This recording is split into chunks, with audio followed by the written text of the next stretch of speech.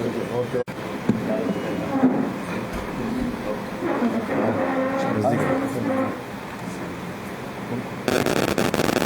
बिस्मिल्लाहिर्रहमानिर्रहीम।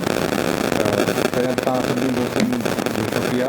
तव्हां important press conference करणी आहे सां त 13 अगस्त ते तव्हांखे ख़बर हूंदी त शाही बाज़ार में असांखे हिकिड़ो वाक़ियो रिपोर्ट थियो जंहिंमें ॿुधायो वियो त को सुनार जी दुकान में के नौसरबाज़ अची करे उन्हनि खे नशे आवर शइ ॾेई करे उन्हनि खां सोन चोरी करे विया।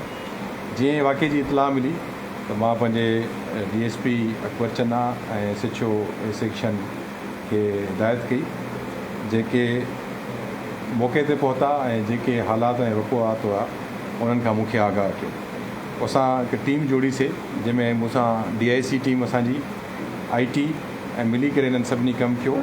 पोइ CCTV फुटेजिस जी मदद सां, उनखां टेक्निकल मदद सां ऐं जेके वाक़ियात असांखे मालूमात थी जेके उते इशूज़ हुआ उन्हनि जी मदद सां पोइ DSP सिटी जी जेको निगरानी में टीम जेका आहे उहा चोरनि ताईं पुगी ऐं इहो जेको चोरी वारो सीन हुयो उनजो ड्रॉप सीन थी वियो।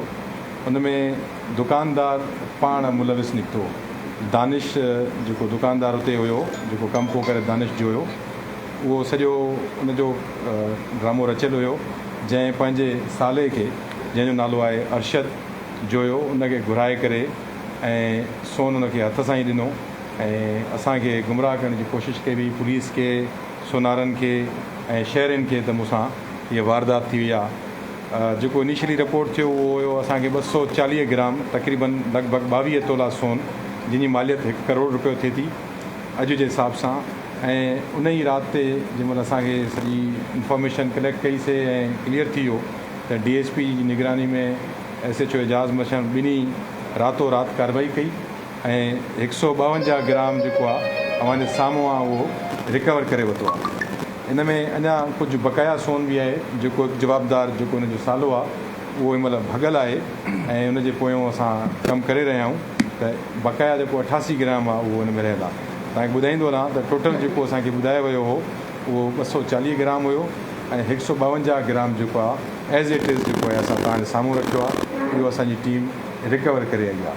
तव्हांखे गॾोगॾु इहो ॿुधाईंदो वञा त पुलिस जी हीअ कार्रवाई जेका आई उहा तमामु तेज़ हुई ऐं असांखे ख़बर त अॻिले ॾींहं ताईं पइजी वई, पर असां पाण हिन शइ खे चयोसीं त असांखे रिकवरी थिए। मेन शइ हुई रिकवरी ताईं, छो जो रिकवरी हितां खां मूव थी वई हुई ऐं उहा असांखे रिकवरी करणी ऐं इन जे करे ई असां जेको आहे तव्हां सां प्रेस कॉन्फ्रेंस कई। हिन वाक़े जी जेका आहे उहा FIR बि दर्ज थी चुकी आहे मुलज़िम दानिश ऐं अरशद जे ख़िलाफ़ु।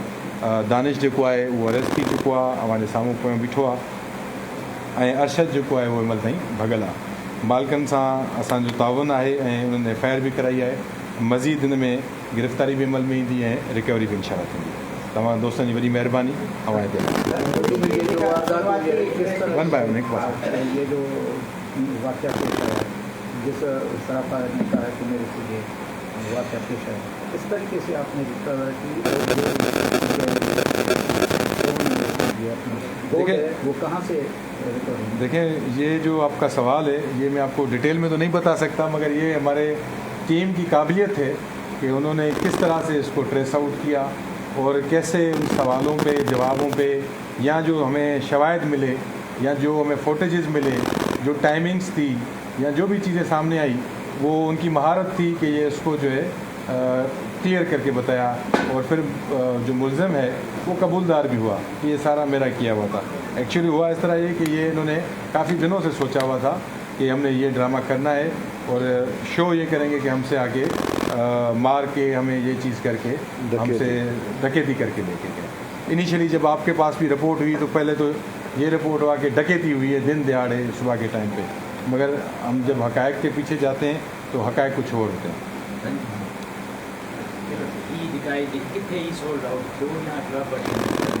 जी अञा सोल्ड आउट कोन थियो हुयो त असां पहिरियां ई हिननि खे हथु करे वरितो आहे। बक़ाया जेको हिननि जो सालो आहे उहो हिन महिल भॻल आहे। अरशद जेको आहे उहो हुनजे पोयां नंबर वग़ैरह बंदि अथसि, पर उहो बि अची वेंदो आहे। जेका इनिशियल इन्वेस्टिगेशन आहे, जेका FIR थी आहे, हुन में हे ॿ ई आहिनि, मज़ीद अगर हिन में को साम्हूं नालो आहे त हुननि ते बि इन्वेस्टिगेशन। सर पुलिस की जो शुरुआती जो तहकीकात है तो जो मुलजमान गिरफ्तार हुए हैं एक तो इब्तदाई क्या मालूमात है कौन सी वजूहत जो है बैकग्राउंड हिस्ट्री में सामने आ रही हैं जो इन्होंने ये जो स्कैंडल किया है। नीयत की बात है, इंसान की नीयत किसी चीज़ पे फिसल सकती है। तो सारा दिन जो है वो मुलाजिम है शॉप पे, सेल आउट वो करता है चीज़ों का। और जिस तरह से आपको पता है कि उसने ड्रामा रचाया कि मुझे आके जो है ना वो नशावर जो है ना वो रुमाल से जो है ना मुझे बेहोश कर दिया गया और मुझसे सारी चीज़ें ले गए। तो इतनी आसानी से चीज़ें नहीं होती। बहुत सारी चीज़ें हैं जो तफ्तीश का हिस्सा हैं, वो मैं नहीं डिक्लेयर करना चाह रहा, मगर ये है कि ये खुद ही उसने मनसूबा बंदी की और जो है ना खुद ही जो है ना ये ड्रामा रचाया। ही त वारसन पाण जेको आहे जिनकी चोरी थी आहे पुलिस खे गुमराह करणु या सरकार खे गुमराह करण जा ॾिसो हिकिड़ी हूंदी आहे इनिशियल इंफॉर्मेशन जेका आई, बट जेके मालिक आहिनि जंहिंजे हक़दार आहिनि जेके जिन जो पैसो आहे जिन जो सोन आहे उहो पाण ॾिठो उन्हनि एफ.आई.आर. कराई आहे, उहे कंप्लेनेंट आहिनि ऐं उन्हनि सां इहा ठगी थी आहे। असल त उन्हनि सरकार खे गुमराह इंफॉर्मेशन जे हिसाब सां थी आहे, उनजो बि असां कानूनी जाइज़ो वठी करे उनजा बि सेक्शन एड करे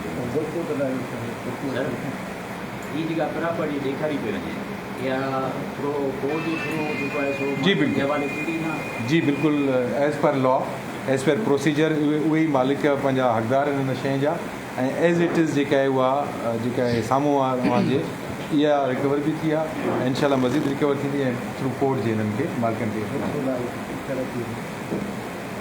ॿियो को सवाल वग़ैरह सर इन मामले खां हटी करे हिकिड़ो सुवाल आहे। असांजा साफ़ ई दोस्त आहिनि उन्हनि जी फैमिलीज़ मां उन्हनि जे घरनि मां कुझु चोरी थियल आहिनि पर उहे हिन वक़्त ताईं ट्रेस नथी थियनि। बाबा बरोज दादू प्रेस क्लब जो मेंबर आहे असांजो शुएब थियनि हुनजे मामे जे घरां 3 मोबाइल वञी वियूं पर काफ़ी वक़्तु गुज़री वियो आहे। उहो मोबाइल चोरी थी वेंदियूं आहिनि त तव्हां असांखे थाणे ते जमा कराए छॾियो या DSP मां तव्हांखे ॿुधायां जवाबु तव्हां सवाल कयो आहे जवाबु ॿुधाइजो।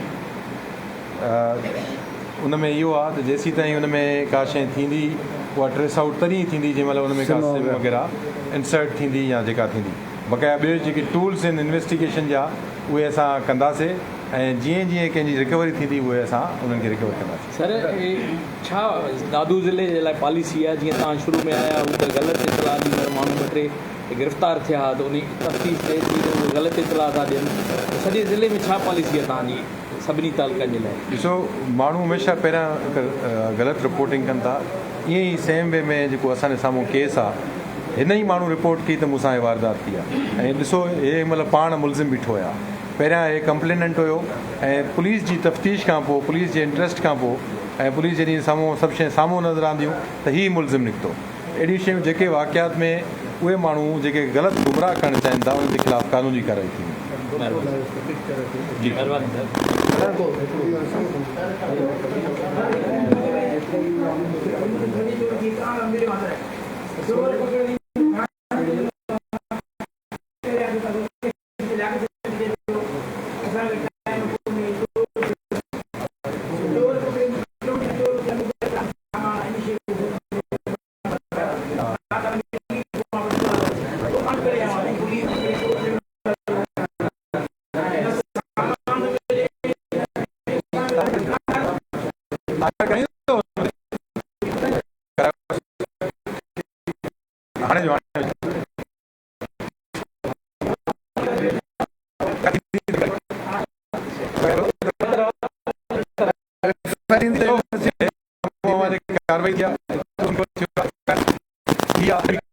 ताकि सख़्त फ्री माण्हू घुमंदा त पोइ ॿियो शहर जो बाज़ार माण्हू कनि था।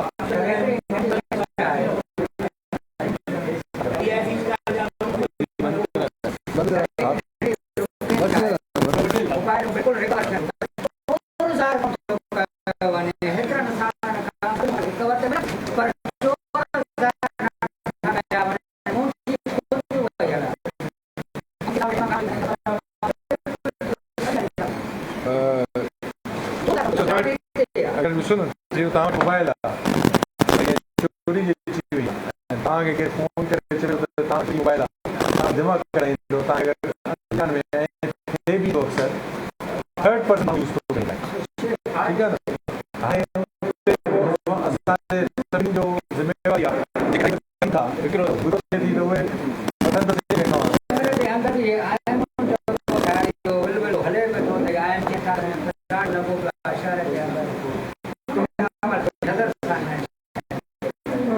बिल्कुलु हा त कंहिं में बि कार्रवाई कई कंहिं बि चेंज कंदा